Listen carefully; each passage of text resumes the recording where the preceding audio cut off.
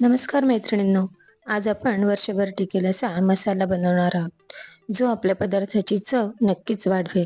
त्यासाठी घेणार आहोत अर्धा किलो लाल गावरानी मिरची, अर्धा किलो धने, तसेच काळे मिरे, खसखस, जिरा, बडीशोप, हळद, दालचिनी, शहाजिरे, बाजा, सुंठ, लवंग, रामपत्री, वेलदोडे, नाकेशर, त्रिफळा, जायफळ, हिंग, हिरवी वेलची, जायपत्री, दगडफूल, तमालपत्र. सर्वात आधी धने मंद आचेवर भाजून घेतले. त्यानंतर अगदी छोटा चमचा तेल टाकून त्यावर चक्री फूल भाजून घेतले.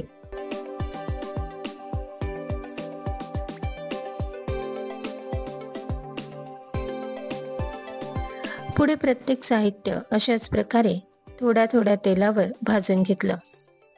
आधी सर्व मोठ्या मोठ्या वस्तू आणि शेवटी बारीक वस्तू जशा की जिरे, बडीशोप, शहाजिरे हे एकत्रच भाजून घेतलं.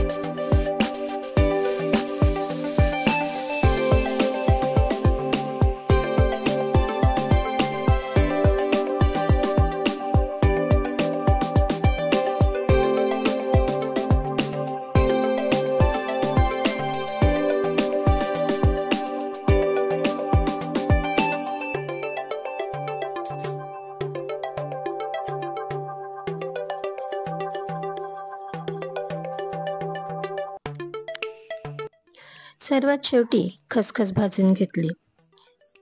सर्व साहित्य भाजल्यानंतर एकत्र केलं. थंड झाल्यावर दळून घेतलं.